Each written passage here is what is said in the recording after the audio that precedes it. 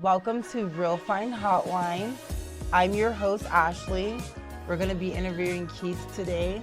It's always going to be about all things mental health and holistic healing, of course. And let's get right into Let's it. go for it. So tell us a little bit about yourself. I always do that. That's all right. You're supposed to be human and make mistakes Yeah. sometimes. Because I'm sure I will about 45 times. If Okay. you're editing, it's going to happen. Okay. You're going to have some work to do. So my name is Keith Stark. I am a licensed marriage and family therapist. Intern still. I have to pass this crazy exam. Oh, you will. Yeah, I Sending am positive taking it in energy March. your I'm way. ready. I've been actually practicing for about, it's been about 8 years Okay. now. And it's been a life changer, right? I grew up in New Jersey, a small city right outside of Philadelphia called Camden, New Jersey. When I say right outside of Philadelphia, I said that with intent because I'm a diehard Philadelphia Eagles fan. Okay. We- Oh, yes. We play in the Super Bowl. Sunday. Yes, and we're going I to beat know the Chiefs. nothing about the Eagles. Yeah, we're going to Who change. plays for them? Yes, we're about to shock the world. All right. I grew up in Camden, New Jersey, very impoverished city. It's arguably one of the worst cities in the country, ranked. Really? Growing up in the projects there, I had I don't know how I was covered so much, meaning it just felt like I was protected. No matter how deep I was in the projects, trouble, I had to search for it if I wanted it, right? Got it. It wasn't something like a lot of my friends where it was just part of their lifestyle. It was just something that just happened for them. For me, I had to search for it. I was raised by a single mom Okay. who yesterday I celebrated. Funny word for what I'm about to say, but I celebrated 5 years of her passing away. I celebrated her life. Rest in Is what I'm peace, saying. of course. Yes. On February 2nd of 2020. It was a huge piece Yeah. in my life. Of course, she was all of my life. I was married for, on paper, 27 years. Okay. 25 years before our separation. 2 amazing children. Okay. And how old are they? 26. My son is 26. Okay. I know you were thinking that I was like 35, but I'm really not. I mean, Right? Yeah. I was going to say 36, 37. Well, I'm aging a little bit, Around my age, He also works in the school district. And my daughter is 20. She's in school in New York, Okay. in college. And so she just went back to school last Sunday, and I miss her already, right? Daddy's little girl. Daddy's little girl for Oh. sure. I work in the school district full time as a mental health professional or therapist, and then I have a private practice here in Henderson. Okay. Tell us a little bit about that and how you got Yes. into the mental health space in general, especially in just a side note. One thing that I guess you could say like drew me into you on social media was starting to follow, just therapists or, but the fact that one, you're a man of color, and two, I mean, just being very passionate on my end as far as men's mental health in general, but to have a local Black therapist in the area who obviously you're here and you don't mind speaking about it, like No, not at all. that's it's rare to find. It's not often you find So a true. you. Yes, I agree. Yeah. It's funny because when I meet clients, a lot of times they will say, um, you know, I've been searching for you for a long time. Aw, And that's like a blessing. it is, but right, like they're not searching for me because they heard that I was a good therapist. Yeah, I know. They're searching for me because I'm Black and I'm a Yes. therapist, right? Yes. And I'm a male. Yeah. And so, And is this males or females or both? but both saying, both okay. are saying that saying that for themselves, for their because I do couples therapy also, Okay. and then for their children, right? So yes, I've been a therapist for a while. Every job that I've had kind of fell into my lap. Okay. I never really had a job. Well, there's not a lot of jobs that I've had to search for. Got it. From So my what first. would you say is your gift that God has given you Mhm. where this energy is just being thrown at you? So it initially started with youth, Okay. right? And I still, of course, I still work with youth. Um, when I was, here goes a quick story. When I was in college, let me back up. I Which remember, he was in college about 5 years ago, yeah, guys, yeah, because he's young. couple Yeah. years ago, Yeah, yeah, you just know. yeah, pocket But let's go change. back a couple years before that, right? My at one point, my mom was struggling. My mom and I was struggling Okay. financially. My mom Okay. worked in the school district, also didn't get paid in the summertime, so summers were financially difficult. Mhm. I played football, and my mom didn't want me to work um, because she wanted me to focus on the thing that I loved, and I didn't understand, but at the time, but I focused on football. Yeah. When we were hungry, my dad, he wasn't active in my life at all. He paid his $60, a month. You It's know what I mean? crazy. And that was his contribution to my life, $60 a month. And so when that occurred, one day I was angry, and I remember saying to my mom, I said, you know what? When I get older, I want to work with kids, Mm. right? I want to work with young people who have struggles, so Mhm. that they don't have to go through what I went through, right? And I said that at a young age. Yeah. Here it You goes. manifested it. Years later, I'm in college, right? And someone came up to me, the dean of students. He said, Keith, we have this school that's coming to stay on our campus. If you stay on campus this summer, we want you to work with these kids. Mhm. And I was like, why me? Well, if you're here, I just think that you'll be good for it. So we want to see if you can get it. And I said, yeah, okay, cool. So I was Mhm. to monitor them on campus, and it was an academic program for the summer. Now, what What was the age ranges high for school? the? Okay, all high school. But Okay. this is what got me. If have you ever seen the movie Lean on Me? No, it sounds familiar, So but it's a movie about a high school principal who worked in an inner city school in Patterson, New Jersey, called okay. East Side High School. Okay. And East Side High School was a horrible school, and this principal used unorthodox methods to turn Mm. the school around, right? And he didn't care if he broke the law. He didn't care how hard he was. He was just a very strong principal. Some argue if he was a good one or not. Mhm. Well, that's the school that called me about working, and this is like a few Wow. years after the movie had came out. So I'm like That's Lean a on Me, big East Side yeah. High School. Hell yeah, Yeah. I'm gonna do that. Yes. So that was my first job. From that job, the next summer I worked in a summer program called Champ in New Jersey, in Camden, where I lived, and Champ changed my life around. That job led. They were like, so we want all of our camp counselors to be lifeguards. I said, all right. Now, mind you, Ashley, I didn't know how to swim. Okay.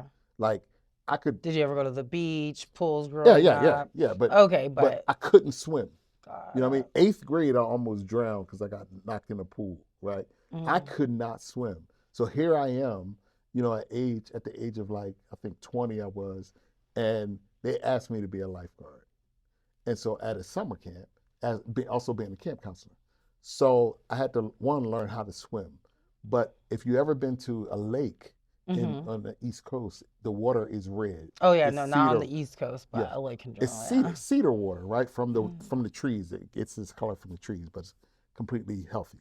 Yeah. So there were times when I was faking like I was swimming, and it was in like 3 feet of water because we were in the lake, and my feet were on the ground, and I was just kicking my feet up. So I passed the test, still not knowing how to swim.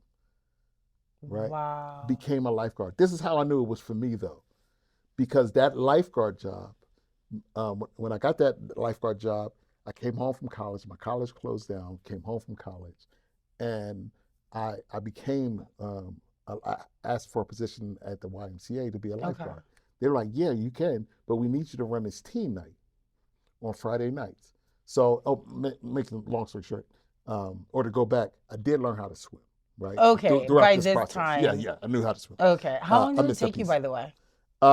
Probably like maybe to swim 2 times, 2 tries, Okay, right? got it. So I learned it quick. Okay. But when I first started, I did not know how to swim. Mm-hmm. Anyway, I became a lifeguard at the YMCA in the hood, right? And so the craziest job of my life, right? Because they asked me to run this team night. I'm like, well, why did I get it so fast? It's like 10 other lifeguards. Nobody wanted it. When I found out, I committed to it, and it was a team night. Like it was just the city should have shut us down. You know what I mean? Why Because so? it was like 60 kids in a pool, and It I was was the more like only. of a party Oh, type it was a team vibe. night every Friday night, and it's you're not supposed to have that many kids per lifeguard, but the Camden YMCA, it was like 60 kids, They didn't care. sometimes up to Yeah. 75, and I was the only lifeguard, and I was jumping in the water every week, every That Friday sounds night. that I was actually jumping in and sounds saving fun. lives. Do you know Uh, if they still do that? Like no, host those that nights? YMCA Oh, closed I'm down. like, They don't do that, let's thank go to the goodness. East Coast Yeah, right quick. because I almost died a couple times. That's a whole nother Okay, podcast, you that's know. crazy. So anyway, but that job, that lifeguard job, when I said yes to being a lifeguard, even when I couldn't swim, me saying yes to being a lifeguard opened the door to so many jobs. They asked me to do the team Mm, night.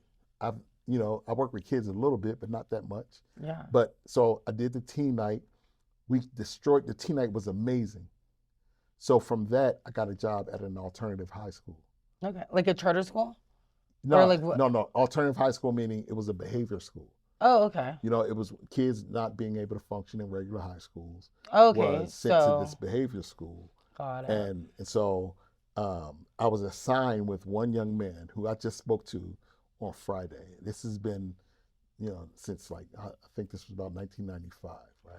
I spoke to this young man that I started working with, um, and he's a business owner, a father. Oh, like this Friday, like This this past past this past Friday Sunday, this past Sunday, he and I wow. spoke after the football. Not this past Friday, the the last playoff game, football playoff Okay, game. okay. Anyway, That's and he's doing amazing. amazing. But I was his one-on-one person, and and now I'm still in his life. Make a long story short, Yeah. or a real long story.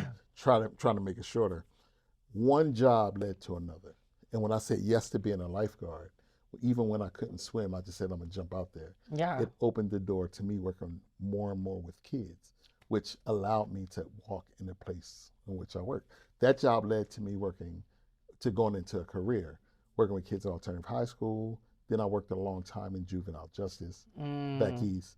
Um, and so, getting to your question, finally, what got me into becoming a therapist was this very thing.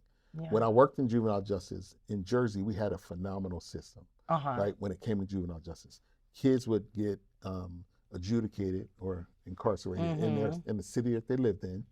They would go to the county jail. From the county jail, juvenile correction facility, they would go from there to this central hub in central New Jersey, right? And it was called JRAC, right? Mm. And so it was a centralized hub. They'll go there, become assessed, and then they will send them to a facility that would offer rehabilitation in the area in which they struggled in. And so one of the places that they would send them to was the program that I worked at.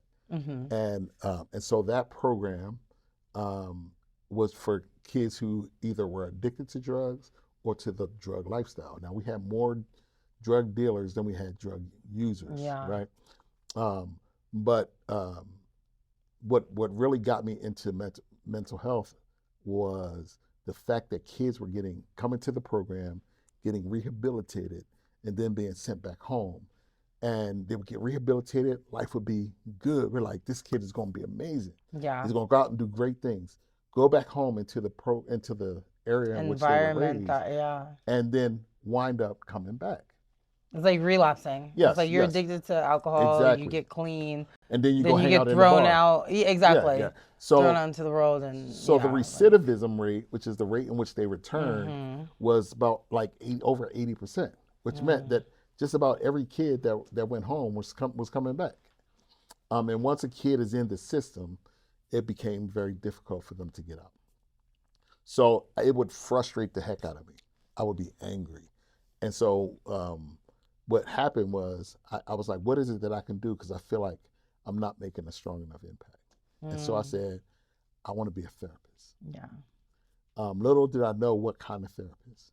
The more I studied and the more I talked to friends that were therapists already or talking to people that were in the field, there was this thing called systems, right? Mm-hmm. Systems theory, well, marriage and family therapy. Mm-hmm. And marriage and family therapy isn't a type of therapy that focuses only on marriage and families. Yeah. But what it does focus on is systems, and the system in which you come in. So your family is a system, Mm-hmm. your job is a system. Mm-hmm. And what we say is that most of our trauma, if not all, is connected to the systems in which we were Yes. raised in or that we Yes. belong to. And so I said, that's it. Yep. That's what I That's what I want. want to do. It's the kids when they go back home into their environment, they come back because the system Yeah. isn't working. Exactly. And now when we talk about system, inner city kids, the system is also the big system. Yes. And so helping people to get through that and get over that is what got me into marriage and family Yeah. therapy. And I what kind we of do look at therapists. that as a little bit of like mental health mixed in with holistic healing Yes. because then you're getting to the root Yes. of why they are coming back into Yes. the bigger system because of their, their let's call it their homeostasis is thrown off.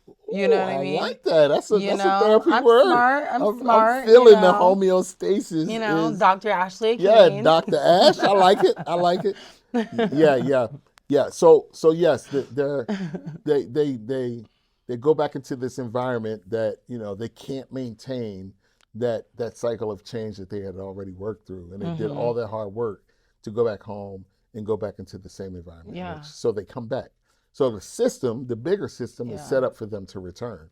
If 80% of the people return, and that number is not changing, then that says that the system is set up for them to return. Yeah, You know? it's set up for them to fail. Right. And you hear that and you see that a lot in a lot of black and brown communities. Like Yeah.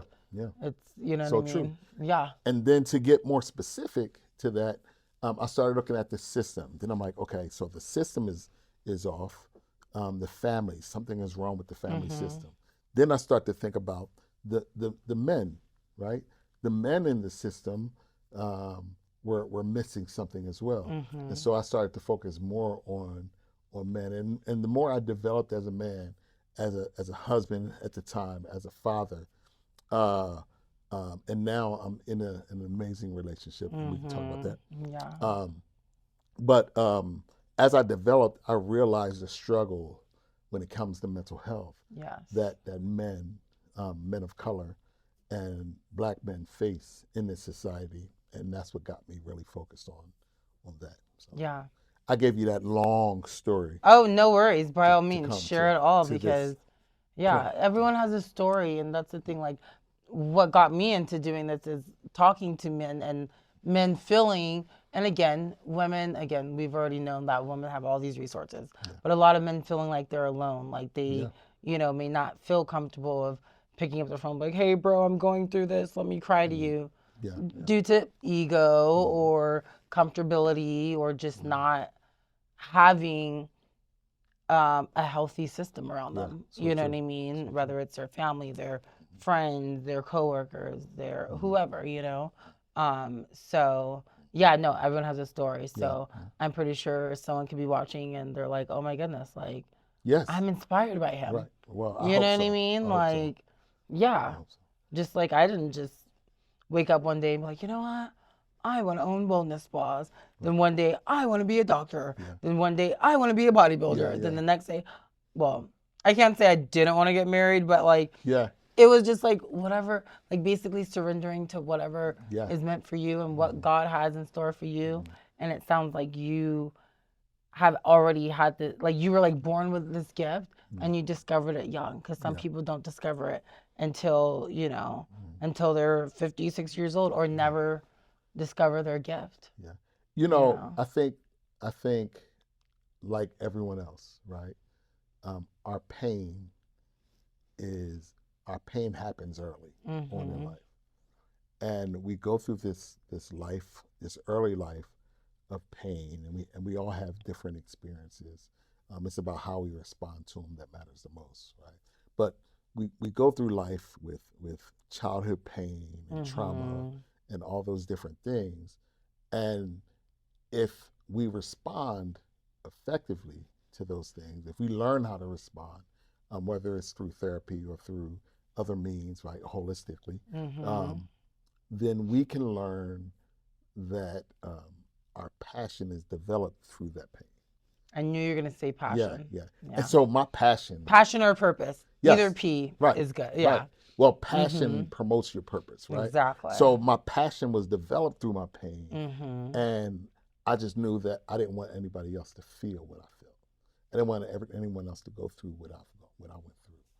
And so, and there's so many different small stories in that I've gone through, Yeah. um, but I didn't want anyone to experience that, and I saw that there was a problem that not only I faced, but that so many um, kids of color face, and kids, period.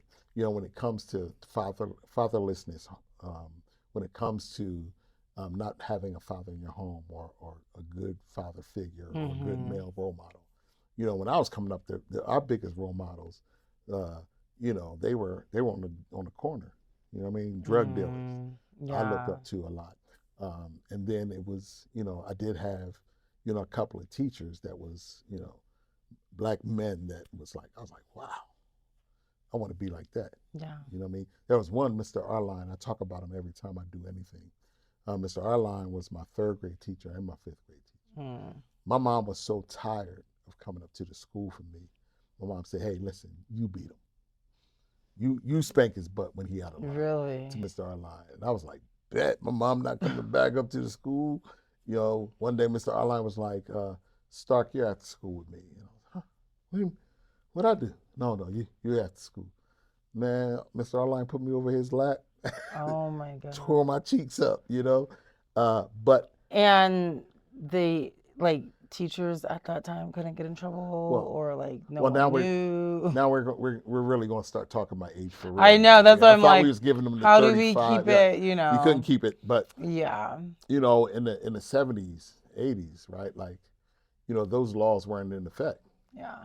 So, that was quite legal. What I mean, for that to happen. Teachers in kids' hands with rulers. Definitely kids who went to Catholic schools. Oh yeah, You know yeah. what I mean? Like that stuff was okay. It wasn't illegal to do that. You Now know, you can't even you can't even blink. tap someone Right. without them. It's Sexual in the school. harassment or whatever. You can't protect someone without, like, if you grab them and to protect them, and Mm-hmm. let's say God forbid they get hurt, you can still be sued. So you have to be really careful every time you go to work every day. You're The risking. system is messed up Yeah, yeah, yeah. The system is big is time. tough. Yeah. And yet here I am still inside of a system trying to help to fix the system. Yeah. I think that's probably part of my purpose. Right? Yeah. Now let me Yeah, ask you a question. yeah, How do you, because I know that we spoke about you being in a relationship yeah. and um is talking about divorce too touchy for you or how do you No, feel? no, Okay, so no. prior to being married for what, 26, 27 27 on paper, years? 25 before we separated. Okay. And transitioning into a new Yeah, relationship, yeah, almost 30 years later of growth, of healing, of learning, all the yeah. above. What have you learned as far as what are you implementing in this new relationship that maybe It's a you lacked really in good your question. divorce or in Um, your prior marriage before you you know, got divorced? my ex-wife and I grew up together, right? Okay. Not just in the area in which we live, because we both grew up. She was in and out of the. Her sister lived in a project where I lived, Okay. um, and so she was always there, in and Okay. out. Most of her childhood was spent in those same projects, um, and so we grew up together there. But what I was really talking about was we got married so young, Mm-hmm. so we grew up together, Mm, right? yeah. And who I was as a young man then, like, I was just going with the flow, you Mm-hmm. know. I was very responsible at the time. I had some responsible jobs. I was young. We became parents. Oh no, my son is, I was 29, so I wasn't as young. Okay.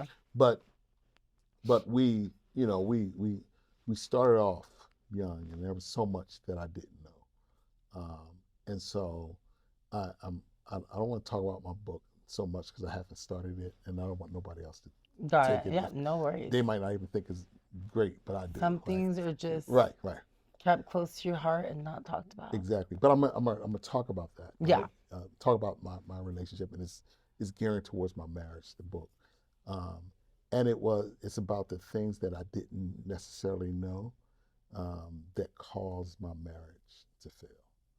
Right. Well, that's not really what caused my marriage to fail. It just added to the demise Okay. of, and then doing therapy, going through therapy and doing those Mm-hmm. things, and not talking about what I talked about in therapy. Got it. She didn't even know I was really going to therapy, but not talking about that with her, and Mm-hmm. then I was changing, and I wasn't communicating my change, which caused issues in my life. Right. So when I got divorced, or when we separated, I was, geez, I was 51, right? Dang, I said it. I know. 31. Darn. Forget it. 51 minus 20. Right. But when I tell you that year, 2022, 2023, Okay. was the most difficult, yet the greatest learning experience of my life. Okay. I learned more about me in that first year than ever before. I went through so much, like, uh, you know, I, and I was a therapist at the time. Right? I Yeah. was impacting lives Yeah. at the time, yet I didn't want my own life. Right?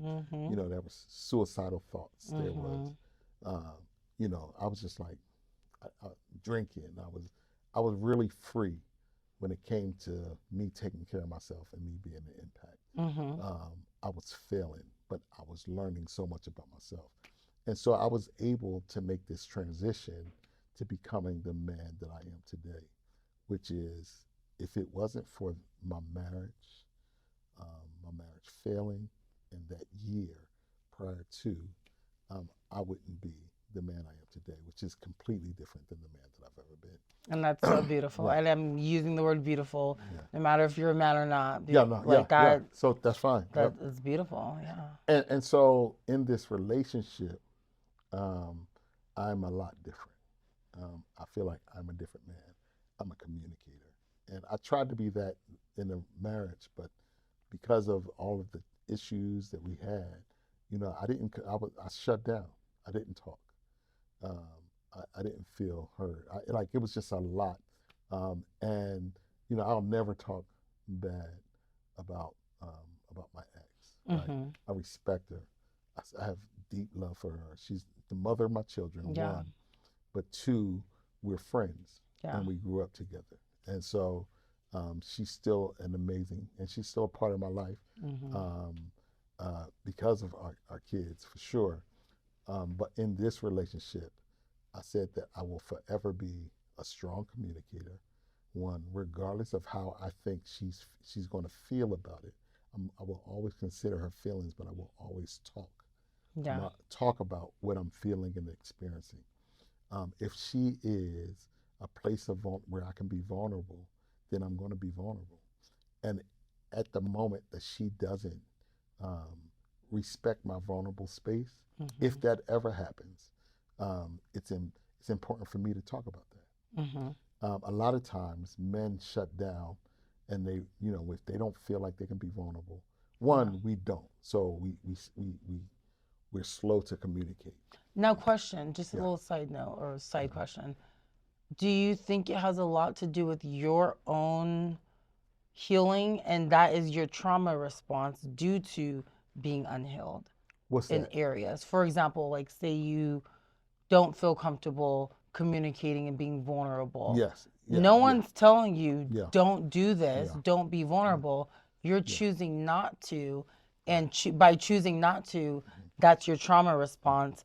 And it could be a trauma response maybe because years ago when you were vulnerable with an ex-girlfriend or, you know, whoever it may have been, you got Ridicule for it, or yeah. exactly. I think it is a trauma response. And when you Okay. talk about um, male mental health Mm-hmm. and specifically minority black male mental health, we have to look at the traumas in which we've endured that we didn't even know that we were going through, right?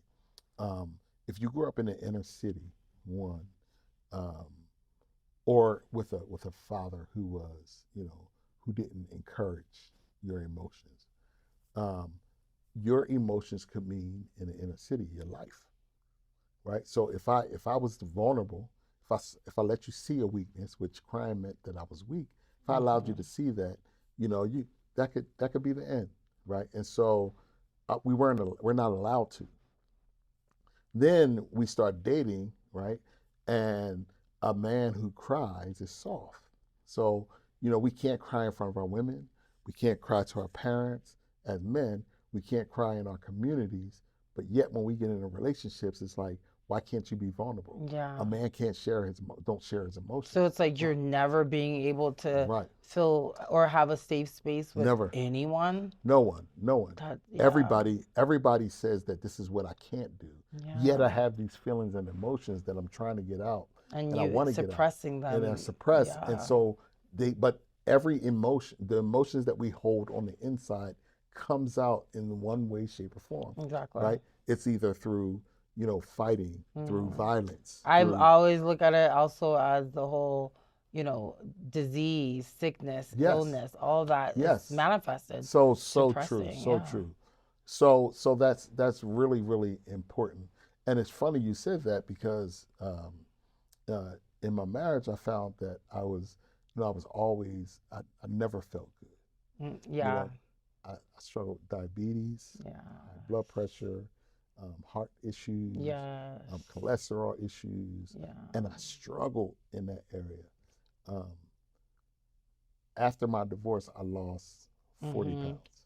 And the thing is, I hear that a lot with women, Mhm. but I rarely hear that with men. Yeah, And yeah, it's probably happening more often. It's just men aren't talking about it. right. You know, what I So mean? Men true, aren't talking so about true. like, oh my goodness, girlfriend, like I Yeah, lost, yeah, 30, 40 pounds after yeah, I broke up with my wife or divorced or yeah, whatever. It's always the women like, oh my goodness, like, you know what I yeah. mean? Now, So, when you ask a man like, "Yo, right. man, you losing a lot of weight," like, "Yeah, I've been watching what I'm eating, knowing daggone well you're not eating at all." You know what I mean? Knowing daggone well you're not doing what you're supposed to do because you've just been depressed, sitting in that dark room Yeah. and contemplating life. Or in a holistic way, like internally, it could be she was part of your system Mm, that no longer was working, mhm, but you're holding on. mm. And while holding on, you're suppressing your own emotions So and true, all the above. Again, it's manifesting so true. into sickness, disease, chronic illness, chronic pain, chronic Yeah, all the above. mm. And having to let that relationship go, Yeah, yeah. now bringing you back into, you know, a healthy Right, homeostasis, exactly, exactly. Yeah. and this is where you should have been. Hmm. Like, you should have never gone through Hmm. X, Y, and Z. Yeah, You know yeah, what I mean? yeah, But yeah. unfortunately, we live and learn. Yeah, You know and what I and mean? and and that's really important, right? Like that living and learning piece, because what I went through, or what those 25 years being in my marriage, um, it really helped me to be the man that I am, right? And so I needed that to be me today. Yeah. Um, and it wasn't all horrific, right? It wasn't all bad. Um, and so, that was a very important piece of my life. But we get to move on, Yeah. right? And we Exactly. get to grow and we get to be something different. And sometimes in her life, I wasn't part of the next chapter. Mhm. And in my life, she wasn't part of the next chapter. Yeah. Not in the same capacity in which we were in the first, 25 years. Yeah. But I had to learn how to be a man after that. I had to learn because my whole adult life, I was with this woman. Yeah. My whole adult life, this is what life was.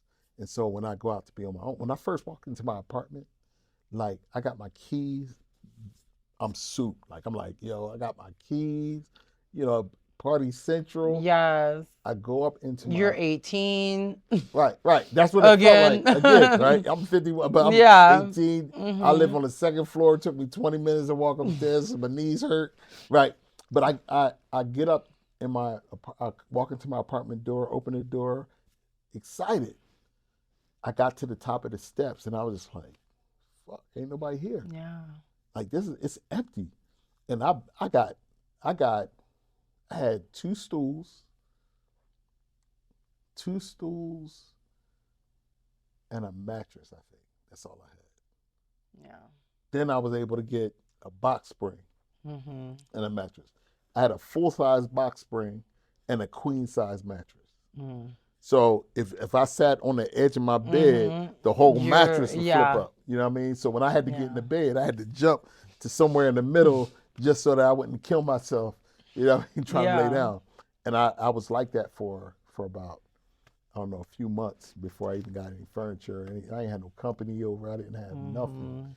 because I was just ashamed of how you know, I was living the bare minimum. You know, I was either sitting on the bed or sitting on these hard wooden stools. Yeah.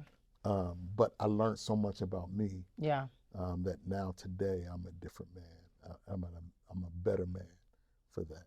And starting over is not always a bad thing. No, no, You know what I mean? So like no. if you were gonna, if say, you know, hypothetically speaking, day one you moved into your apartment, you just had two stools and a mattress, Yeah, but you had just met someone yeah, as well yeah.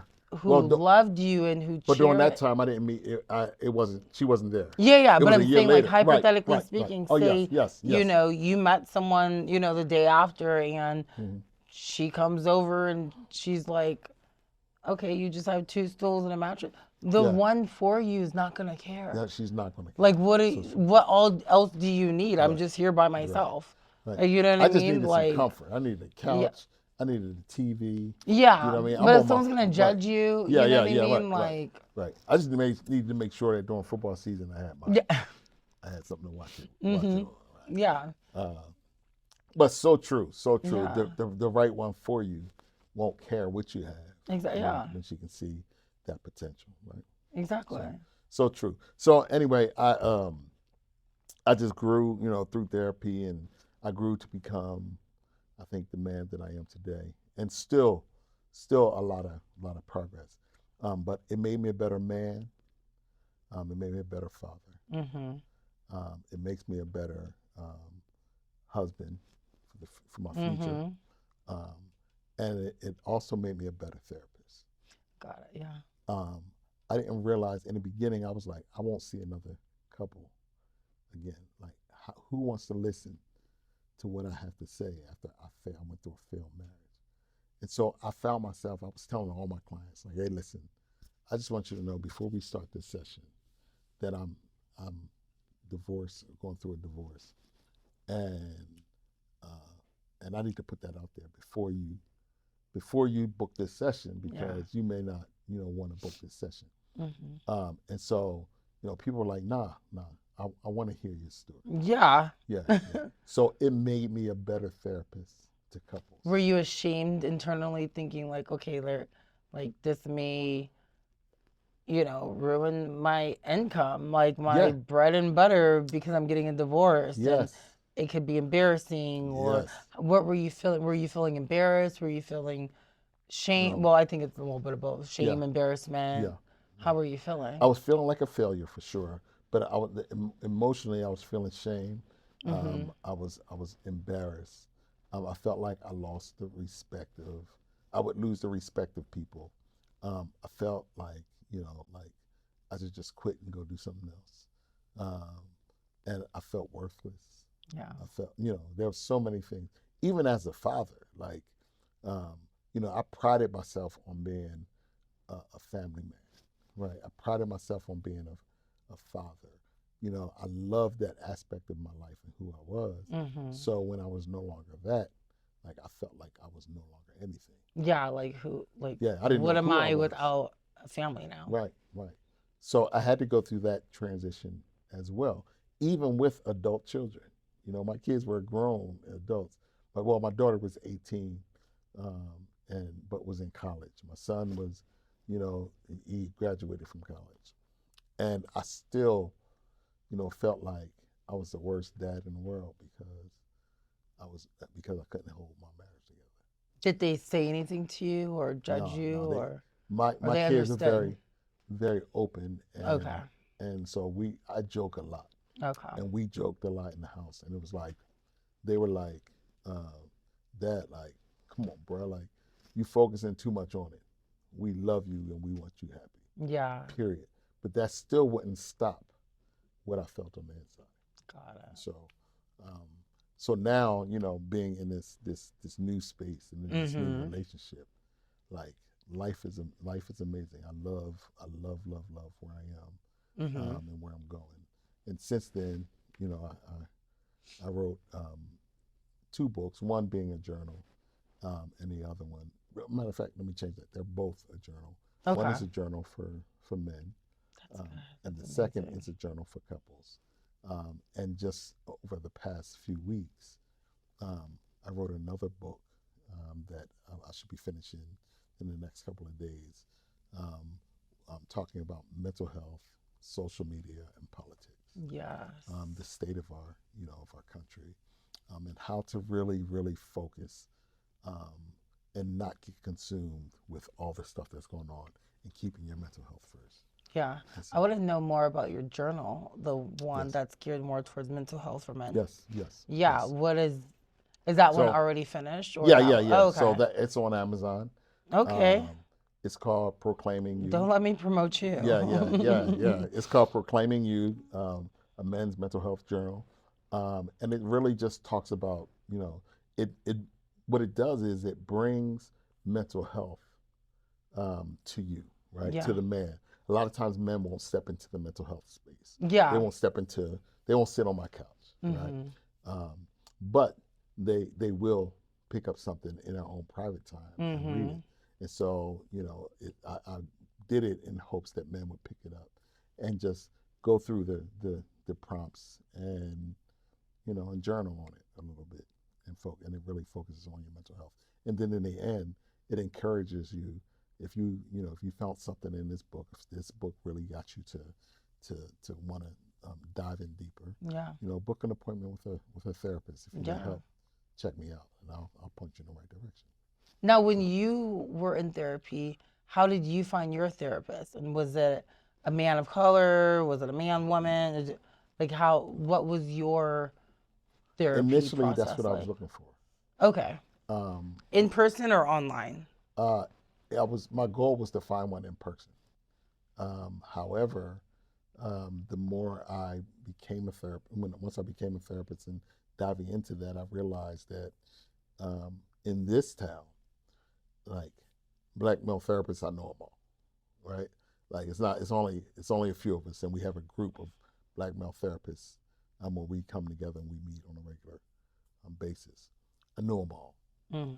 Black female therapists, I either knew of them all, I know of them, or I've heard of them all. Mm-hmm. Um, and we have some kind of connection. So I was just like, I'm gonna just whoever I can gain. And so I couldn't afford it, but being I was going in supervision, right? And supervision for a therapist who's an intern, is just to go over your cases. Mm-hmm. And so in my cases, some of my cases, I just be like, yo, there's this guy that I'm seeing, right? This client that I'm seeing. It'd be my story. And so I was gaining off of my internship because I could not afford it because, I was paying bills at my place. I was Yeah. paying bills at their place. I was still Yeah. taking care of two places. And so, I was cheating the system because I couldn't afford it, but I needed it. Yeah. And then, I was There's a saying, will, there's a way. yeah. So there was three therapists that I was talking to on a regular basis that were, we're not supposed to see friends, but like them just asking me how I'm doing.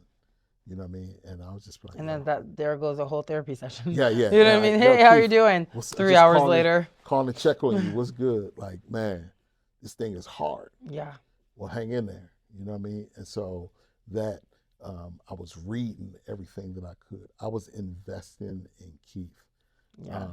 And then in my free time, I, I made sure that my self-care was taken care of. Yeah. And so those were the things that kept me going until I was able to get to a space. And for me, my therapists don't have to be um, a black male Okay. Yeah. because You're open. yes, Yeah. because That's how I've I gotten am. to the Yeah. place where like I understand the need, I understand my need for a black male therapist. But it's kind of like you graduate to a point where I no longer just need a black male therapist. Yeah. I'm Yeah. okay with that. So I can go to anybody. Anyone. I Yeah. can go to anybody that will help me process it. One of the other things that really worked for me was when I went to I sat down with a therapist and did what's called EMDR. Right? Have you heard of EMDR? Mm-hmm. Yeah. So, you know, black people, we think everything is skeptical. Right? Like we don't do weird shit. Like we be like, yo, man, we don't. That's what white people do. We don't do that, right? We'll say that first, right? So EMDR, when it was introduced to me, I was in a group supervision. Break it down if you don't mind me Yes. asking, just for anyone who's watching and they don't know what it is. So it's And not everyone wants to Right. go on Google. That's Yes. me, Yeah, but right. not Yeah. everyone. so eye movement, desensitization, rationalization, right? So it is imitating REM sleep. So when you go to sleep, your brain is processing, right? And it's processing when you're in deep REM sleep. And when you're in deep REM sleep, your eyes are moving back and forth, right? When you sleep. And so EMDR imitates that eye movement. So we force that eye movement in efforts to reprogram and process, and not reprogram, but to train your brain, right? Yeah. And it works. Yeah. And so I was like, man, I was skeptical. I was like, that ain't working. I will never do that. And so I keep trying, And so I said, okay, cool, I'm gonna try it. And a young lady, Abby Peterson is her name. She's a therapist in Henderson. Phenomenal therapist. Definitely when it comes to EMDR, right? Even better. So I sit down with her and I come up with this bogus thing about my hamster, I think it was, right? Because she's like, try it. So I'm like, I'm gonna just do anything. My hamster died when I was in 6th grade, right? It did. I had a hamster named Okay. Hamster passed away. It was very devastating. So, but I was like, that won't be too deep, you know what I mean? So we talk about this hamster, right? And it went from talking about that hamster to going deep into my relationship with my father. And it got deeper and deeper. And so by the end of the day, by the end of that session, I had sessions in the evening, canceled all of them because I couldn't get myself together. And I became a believer in EMDR. And so then I went and got trained in it. So I also provide EMDR. And the purpose of it is to help process your trauma. Yeah. And it's a game changer because, you spend all your life dealing with your trauma, where EMDR, 3-4 sessions. Now, it doesn't take it away. Of course, However, it helps your brain to overcome the trauma responses that's connected to the trauma, right? So, and I'm all about, you can rewire your brain. Yes. Just like you can change your biology. A lot of people are like, what? Like, I don't understand. Exactly. And that's a whole that's a whole another podcast in 2 or itself. 3 podcasts. Yeah, exactly. You know what I mean? So I became a believer in that, and that helped me through this process as well. So that's amazing. Now, does your girlfriend, is she into what you're into? And I'm not saying, oh, is she a therapist, but like, how does she implement healthy ways to manage her mental health? So or together? She is a licensed social worker. Okay. She has her MSW. Okay. Going for her clinical license to become a therapist. Right? Okay. But she's worked in mental health for a long time. Right now, she is the director of social work at a rehabilitation hospital. And so, but mental health, she's a strong mental health advocate. We do a lot of stuff on mental health together. That's actually how we connected, was on her podcast. Oh, I love it. Yeah, and um, Does she still do it? she hasn't done it in a while. A Oh, lot we of may have to get transition. her in here and her, Yes, yes, talk more. her story Yes. by itself is incredible. Yeah. And so we connected. That's how we initially connected, and it just grew, right? And so, so yes, we do have that in mind. Um, if it wasn't for her, the books that I wrote Hmm. wouldn't have happened. See, that's what I tell my husband all the time. Like, what is it? A man who finds a wife finds a good thing. Yes, You know what I mean? So yes, obviously we've already yes, spoken. You want her to be yes. your wife, so Yeah, she yeah, must be yeah. a good thing. She's an amazing person. Because we can Um, bring things out of not. I will use the word men, but mhm, us women were put here to nurture, mhm, to mhm. multiply, to I make you agree. better. You know what I You can do one mean? of two things. Like, You can bring out the best of us, and you can bring out the worst in us. hmm, Um, you know, the worst I say is men typically aren't emotionally innate. Like they don't express, they express themselves off of just a few of the emotions versus women, you kind of, when we find that person, they pull that vulnerable side out of us where we become a lot more hmm, emotional side. We have this emotional connection. yeah, And how that is nurtured and how that is handled, I'll use yeah, that word, is very key, right? If it's handled with love and care, the man will be phenomenal. hmm, But if it's handled with fight, if it's handled with hate, he will be the worst. You will see the worst part of him, hmm, um, and where he doesn't have those same emotions in any other area of his life, hmm, on his job, with his friends, he becomes extremely emotional in his marriage or in his relationship.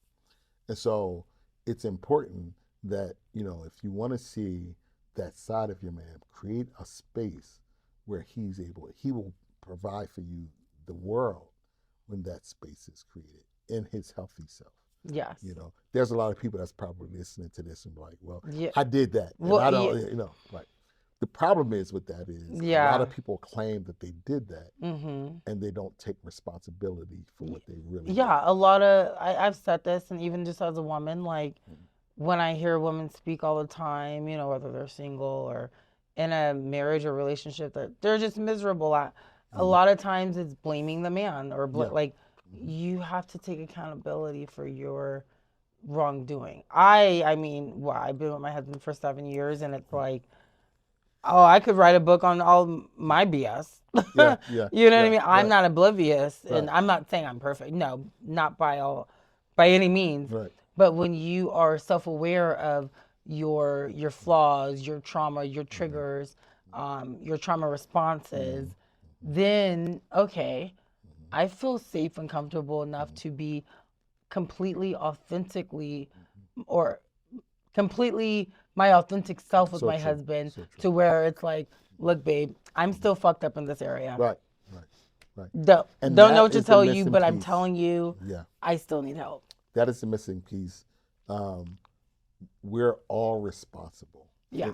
If you're in a relationship, both of you are responsible for the growth or the demise of your relationship. And this is what I tend to argue a lot.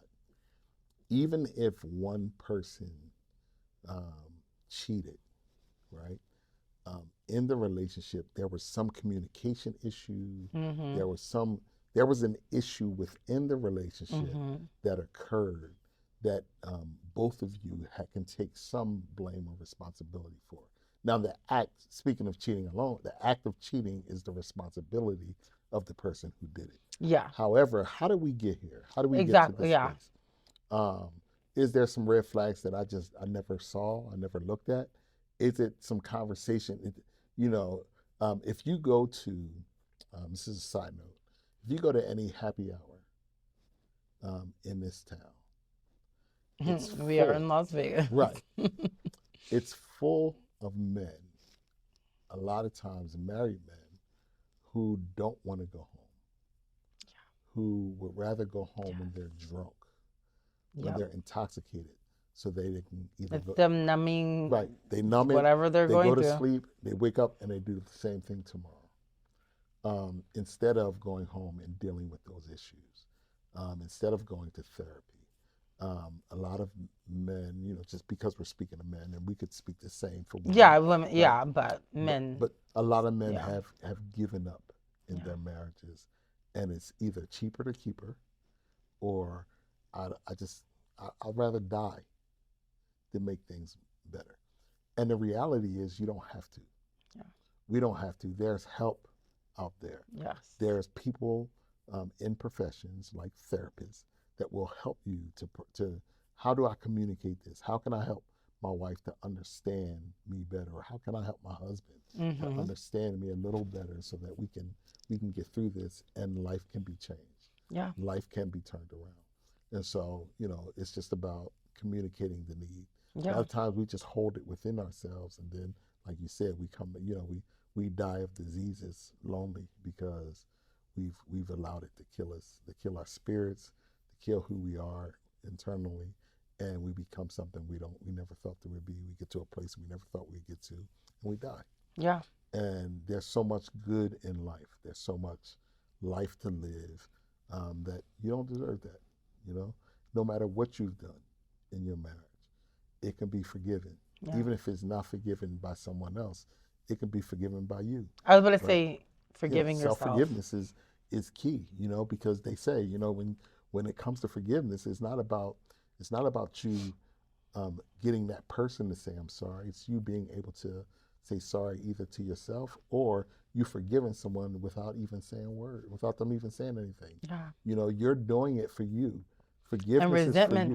turns into Yes, sickness and disease yes. as well. That's like one of the. I actually studied this like not too long ago.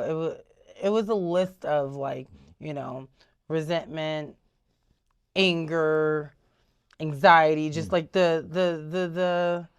the feelings that mm-hmm, the average person goes through. You mm-hmm. know what I mean? And yeah, resentment is up there when it So comes true. to, unfortunately, people dying of Hmm. diseases that We hold on could to be it. prevented without it being like, oh, I caught this or I Hmm. caught that, Hmm. but you're doing it to yourself. You're killing yourself. Yes, You yes, know what I mean? yes, Or it's going to turn into some type of cancer yeah. or Hmm. sickness or whatever, Yeah. chronic something. Yes, yes. You know. So true. Another thing I was going to say is how do the way that that you have an issue and you need to talk to somebody when you don't take responsibility, as we talked about earlier, for your own personal life, for your trauma, for not necessarily the the trauma that what happened to you, but how Yeah, you overcome. that's It what it. becomes Yeah, your responsibility, exactly. right?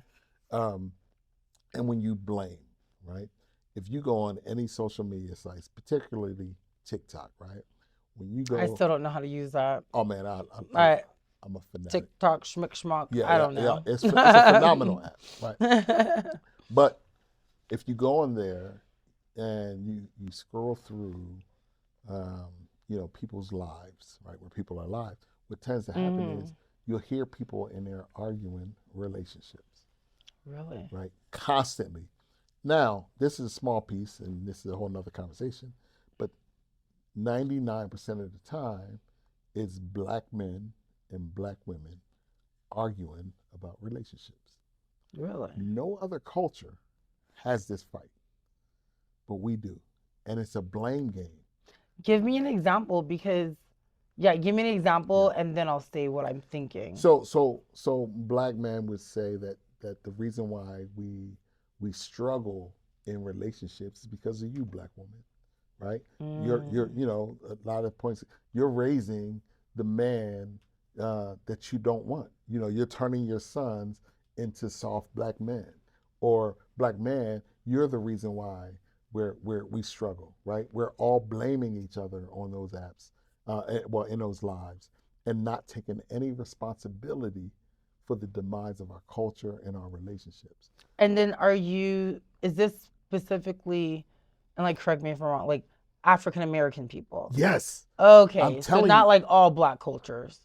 No, And no, when I African, okay, mainly so African okay, American. yeah, because Yeah, I'm like, yeah, yeah, yeah. what? Yes, yes, This is crazy. and it's like you can jump in any live and you'll Yeah. see people blame, blame, blame, blame, blame, Oh wow. and you know, and people take, you know, like these are some people are educated, like, you know, some therapists, some doctors, some, you know, whoever, they're talking about this, and because they can articulate their words so well, they get a following.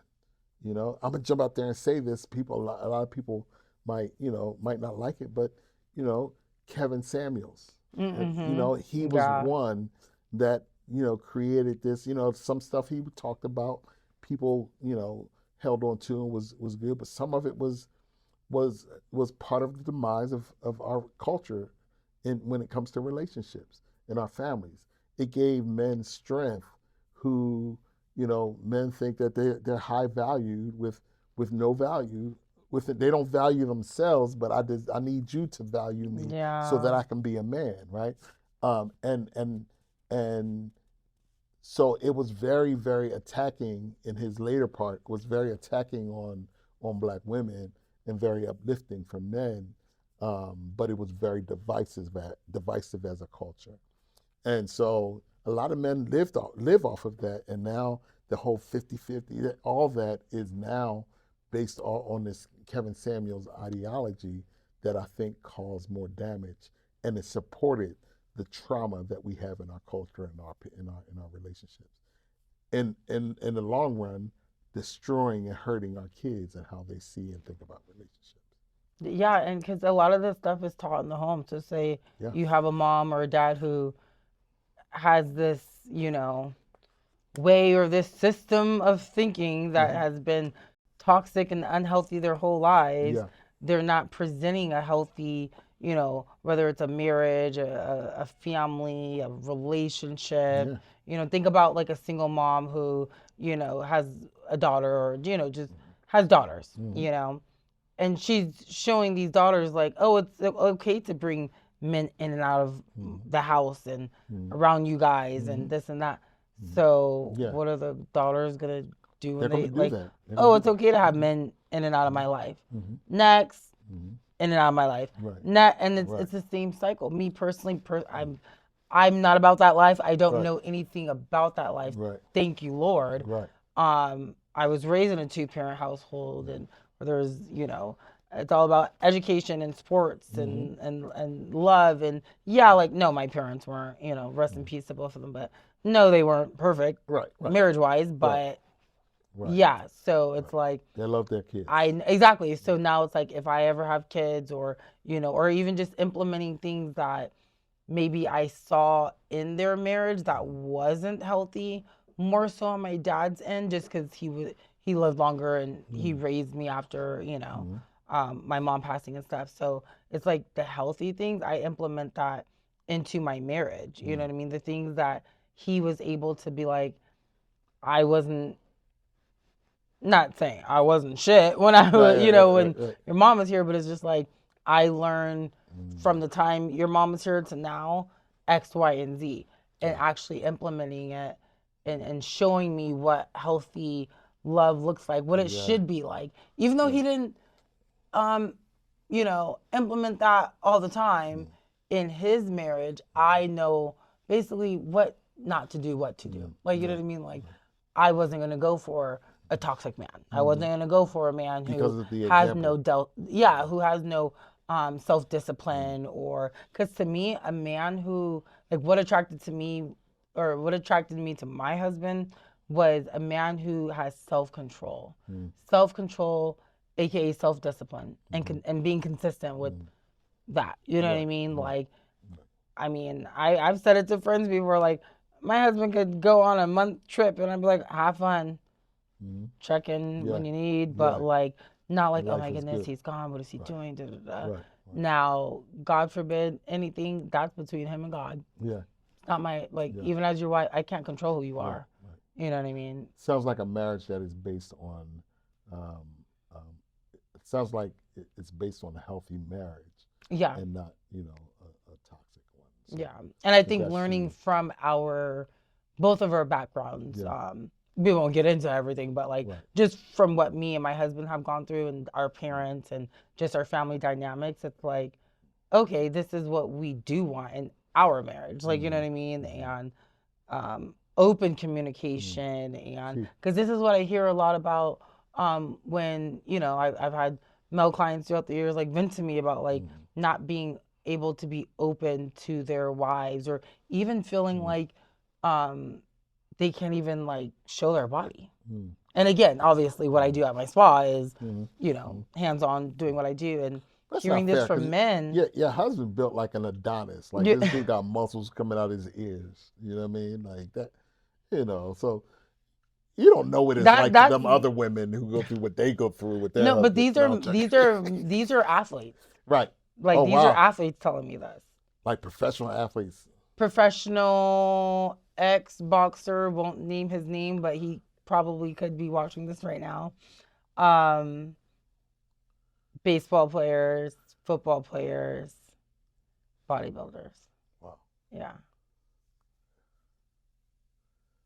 I can see that Yeah. because a lot of professional athletes have this like can have this unhealthy infatuation with their own bodies, and it's never Mhm. perfect enough. And so, because it's never perfect enough, I'm ashamed of it. It's almost like someone who's anorexic that Mhm. feels like they're fat, right? But yet they're under 100 pounds, Yeah. and so, um, Like I've legit had men come to me and be like, "Oh, my wife noticed I'm starting to get cellulite on my stomach. wow, Help me." You wow, know what I mean? wow. Like, we don't care.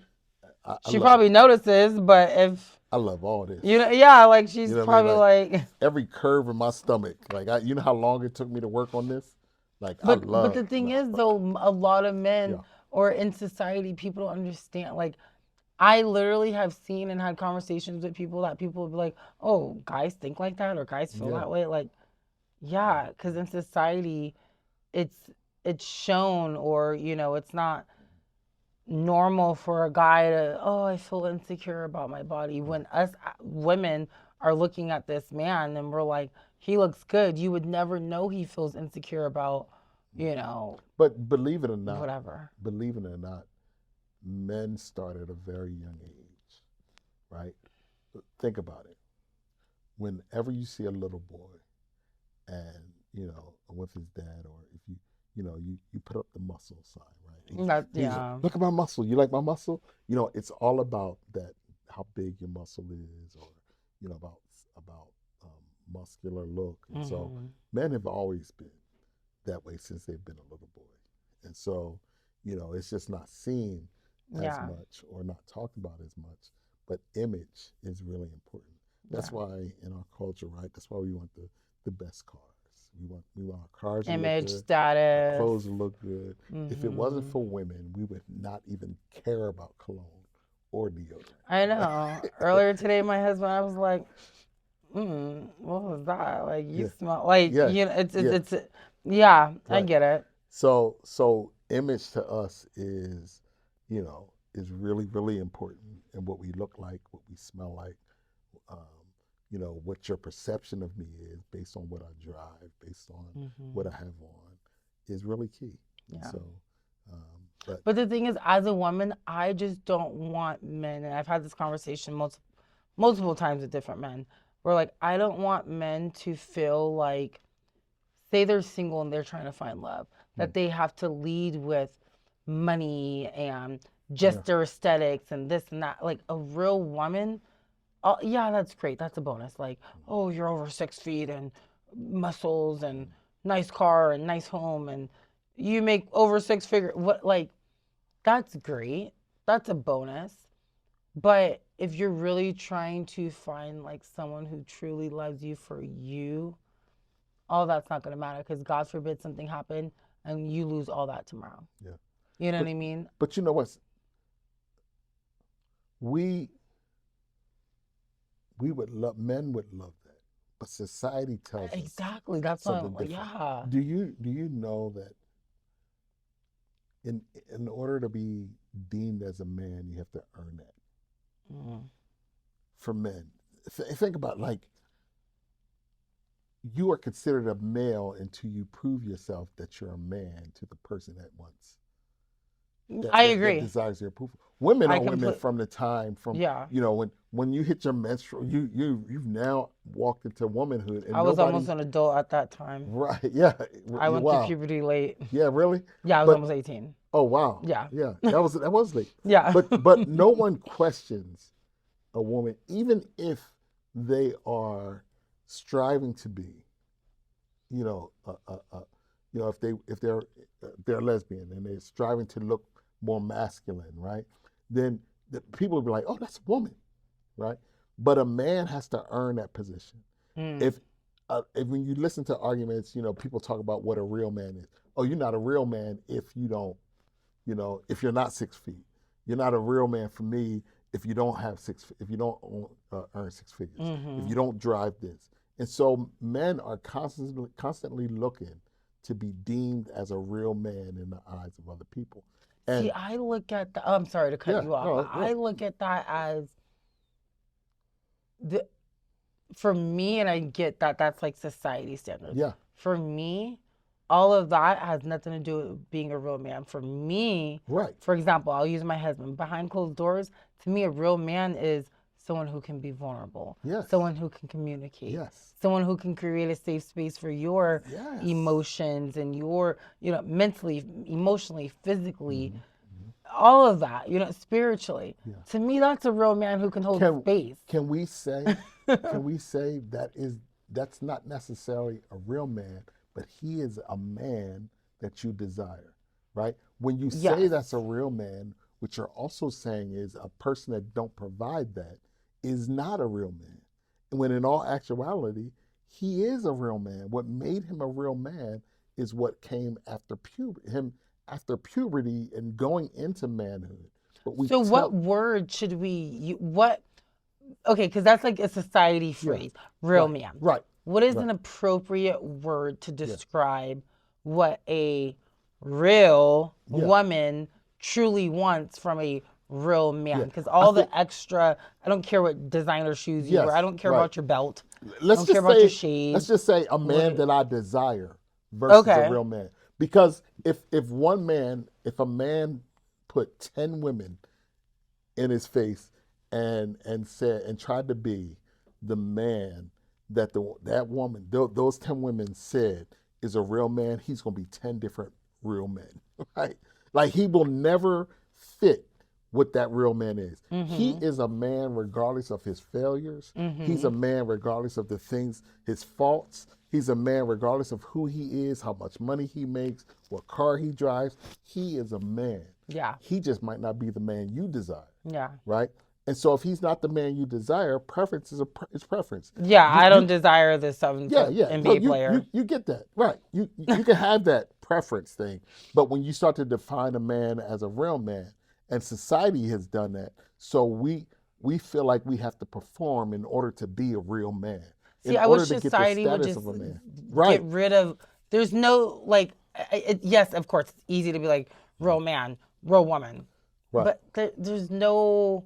It's just like there's no how to be married. Everyone Yeah. is different. What Yeah. works for you may not work for them. What works for them, da da da, blah blah blah. You know what I mean? So maybe my Yeah. definition of a real man for the next woman's like, oh no, girl, Right. he needs to have a Right. nice home. He Yeah. needs to make X amount of dollars. He needs to be 6'6" Well, and I think you get what you tall. manifest, right? So Yeah, if that's the man you desire, if he needs to be 6 feet, yeah, right? If he needs to have a certain status, socioeconomic status, if he needs to drive a certain thing, if he needs to be, chocolate ball head, mm, this look, right? Then you can get that.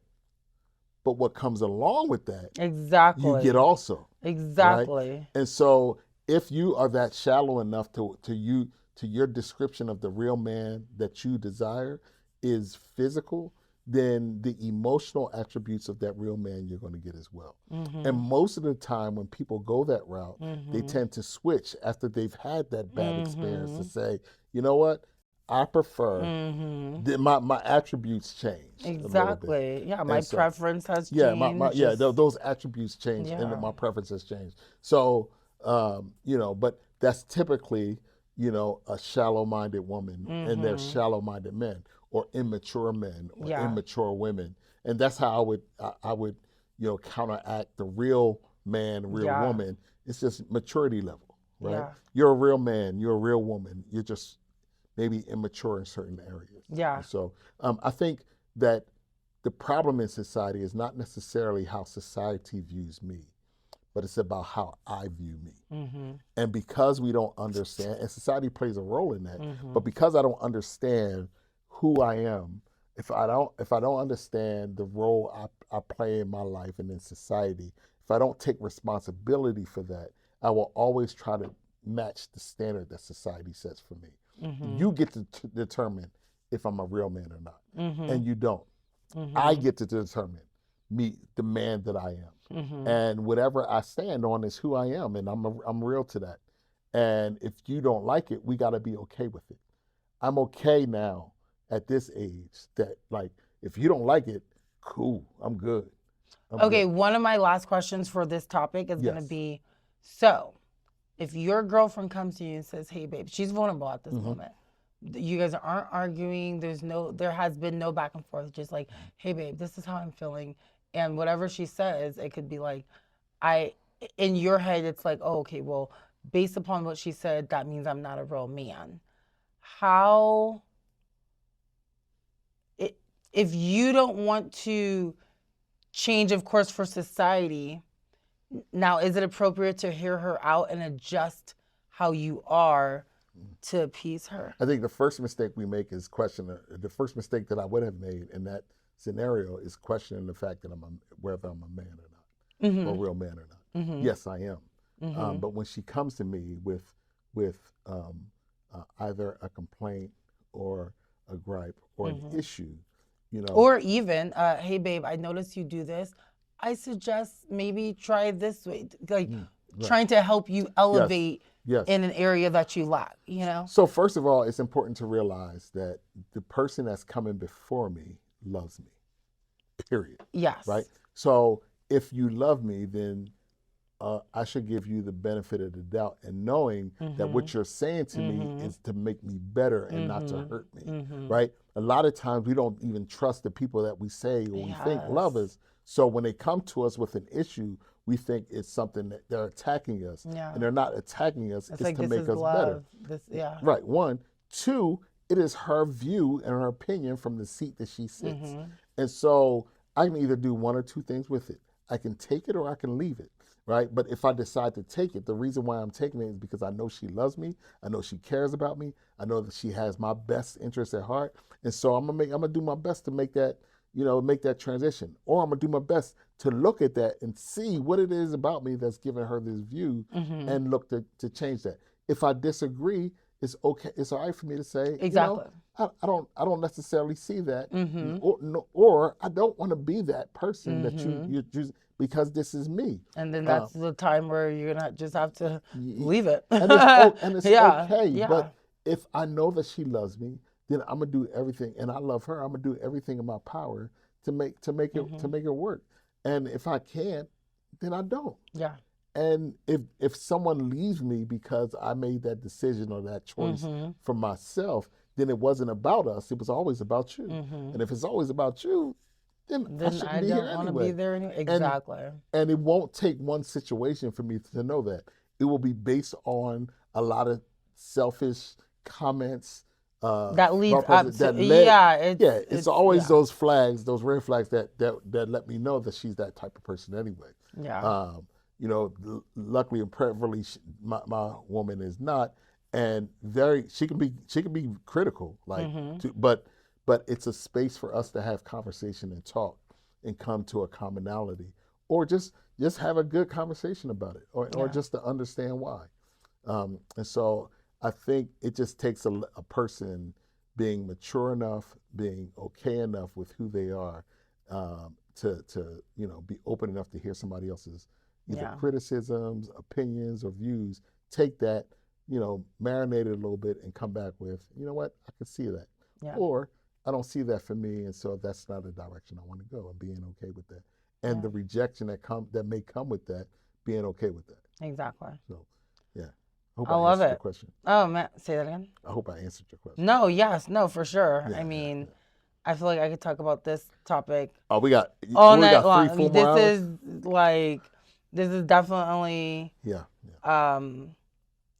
episode one of, I can say, Yeah, many, yeah. I'm with it. especially between you and I, I'm with it. and just having a similar background on Yeah, helping people. It's starting off with kids because that was where I started. You know what I right. mean? And transitioning into mental health and adults and marriage and Right. couple, whatever it may be. But I do have a question. Okay. As far as I always like to ask I think I'm gonna drink guests this at water no, because yes, this is about to be a big question. hydration. Um, Now, I always like to end by asking guests, like, if you could name or list the top, it's different all the time. But with you, I want to ask you, for any men watching Okay. who may feel scared to leave their wife, if knowing their mental health would, if it's out of 1, it would go to a 10, knowing that they would succeed better leaving than staying and turning to alcohol, drugs, cheating, or deleting themselves. Um, so you asked me what could they do? Some What? 10 things. Yeah, yeah. I think Like the number one thing. one is um, get help, right? Okay. Talk to a therapist. Let me not say talk to a therapist, because Yeah. that could be any therapist. Mm-hmm. Find a good therapist, right? Um, uh, so that you can process this before you leave. Don't just Got up it. and leave your marriage. Yeah. Although I went I went through a divorce, I'm not for divorce in any way, shape, or form. Well, let me not say any way, shape, or form. I'm not necessarily for divorce. I'm for marriage. Got I it. love marriage. Yes. However, so I always say, work on you first, Yeah. right? You have some responsibility in the demise of your marriage. Work on it. Work through you first. If you work on you first, you'll be able to see the issues that are really happening in your marriage. So that's one, work through it. 2, as you're working through it, include your wife in the process. I said in my head, share it with her. Yeah. Yes, share the process with your wife, because what happens, and what happened in mine, is I didn't share the process, right? And even me going to school, becoming a therapist, and going through a tough marriage during that time, right? I didn't communicate what I went through. Going to school for therapy is like a therapy session in Exactly. itself, Yeah. right? Every day is almost like a therapy session, depending on the class that you're in, right? So I didn't communicate my process. So I started to make change within myself, and I'm fighting through this thing, and it's causing me to shut down at home. It's causing me to fight back, to argue, and so we're butting heads more as I'm going through therapy, because I'm not talking about the process in which I'm going through or what I'm experiencing, so that we can work on it together. Yeah. And so I say, so first, seek therapy. Yes. Number 2, include your person in on the therapy. Yes. Number 3, when you get to a certain space, say, listen, we need to do this thing together. Yeah. And work on your marriage together. If you are in a marriage and you are going through mental health issues because of your marriage, although she may have, or for Black men, or for men, period, she may have a lot to do with where you are, it's still your responsibility to fix it. Yeah. And so you have to go through that. And all it takes is for you to say, you know what? I'm not a superhero. Yeah. Get some help. Yeah. Yeah. So I say that one, two, your self care. Yeah. If you're not doing therapy, you know, taking care of yourself, working out, Yeah. what you eat, Yeah. um, making sure you know your hygiene is together. Mhm. Don't quit on yourself, Mhm. right? Keep loving yourself. Matter of fact, Mhm. love yourself more. Give yourself the love you need, and stop looking for other people to Yeah. fill that love hole that you may have. Yeah. Go to the barbershop. You know how good we feel Yeah. when we come out I the know my husband just got a yo, little lineup the other day. dog. I go to the Love barbershop. it. I'm bald headed and very little hair on my face, and I go to the Mhm. barbershop every 2 weeks. You know why? I need that shave. I need that Yes. hot towel, and my Yes. barber is like therapy for me. So you know, I go to him like I got a full head of hair. That is so funny you say that. Side note, because I was just telling my husband too. I want to go to a barber shop and just talk to men, interview Yes, men as they're getting a haircut or yes, talk. Yeah. So and if you have a record good that. barber shop, let Yes, me know because I don't go to the barber shop. yes, So. the blade on Eastern Oh, so um, they're over here. and Warm Springs. Oh, Yes. okay. So okay. Not far at So all. Maybe we'll three have to. miles from here. All right. Eastern and Cool. Warm Well, Springs. Dre is my I was barber. gonna say, who do you go to? Dre. Okay. Dre, man, his Can I find him on yes, Instagram? yes, Okay, you'll have to give me yes, his information later. yes, I just want to do that because that's where all, yeah, it's like a hair salon. That's where yeah. all the gossip happens. That's He where all does, the and it's a phenomenal. It's like your perfect barbershop, and it's aesthetically like is nice, got it. right? But you go in Yes. there, you're gonna get the gossip. Every character that you Mhm. see in a black barbershop is in there, Mm. right? It's perfect. It's a Okay. perfect scenery. The lighting is is low, but they do podcasts and things in there, so there's good Yes. lighting. It's nice. All It's a great right. spot. Great Yeah. spot. So I think it's worth going for For sure. sure. Yeah. All right. And so I'll give you more information on that. So Yeah. yes, men making sure that you take care of yourself because you're first, Yeah. right? Working out, Yeah. is key. I need to get back in the gym. I promise I am It's getting okay. back. I can give But you yeah, a plan or two. yeah, I need 3 or 4, Okay. just in case 1 or 2 don't work. Right? Okay. Uh, but fitness and what's key and number one, the most important thing to me is your water intake. Yeah. Right? Hydration. We don't realize how much hydration plays a part in our mental health, and Yeah. so that's really important. And what you Yes. eat. It's good to have fun and eat the good stuff, the flavorful stuff, the Yes. stuff that's tasty. But we gotta get them greens in our system. We Exactly. got to get that water in our system. And Yeah. just because it's liquid and it's wet, it doesn't mean it's hydrating, That's right? what she said. Yeah. I had to. I'm Yes. sorry. Yeah. I That was yeah. good. That's what she said. Just because it's wet don't mean it's good, right? So Yeah. that is so perfect. Yes. But true, like some of the stuff we drink dehydrates us. Yep. It pulls away from that. So when we're drinking a bunch of sodas, a bunch of alcohol, it's dehydrating us and not hydrating us, and it's Yeah. not giving us the nutrients our body needs. A Exactly. bottle of water is more nutrients than 6 gallons of vodka, right? Yeah. So, Oh, you know, 6. Give me one shot. I what- can't even do that. you But can't handle okay. that? Not me. Yeah. You Mm-mm. can give me a few, I'll be all right. Yeah. But I'm drinking a No. lot of water at the same time. Good. Good. So, Wow. so those things is what's important. Good. Not letting the world define who you are as a man. Yeah. Who you are as a man has nothing to do with the world's definition of who you are, but it's how you define Yeah. yourself. How you see yourself. And live that. Live Yeah. that. Be open, love people, love who loves you, Yes. be a light in this world, and keep moving. I appreciate you though because Yeah. Thank you. there are people that you meet. Everybody, I Yeah. think, has a purpose. We talked about that earlier. Yeah. But some people are here on mission, right? They live on mission. But not everybody wants to be on mission because people who live on mission become Yeah. martyrs, right? Mm-hmm. When you talk about the Gandhis, the Martin Luther King, Malcolm, that like they were here on a mission, right? And so, when you dedicate your life to a calling, you're here on a mission, and it's something you can do. Here it is at night, and this is something that you're passionate about, and you're Yeah. knocking it out, and you're doing it because you love it. Yeah. And so, I appreciate you for holding this space Thank you. to talk about Black male mental health. Yeah. No, and I thank you minorities. for Yeah. just being one, stepping into your calling and purpose and Yeah.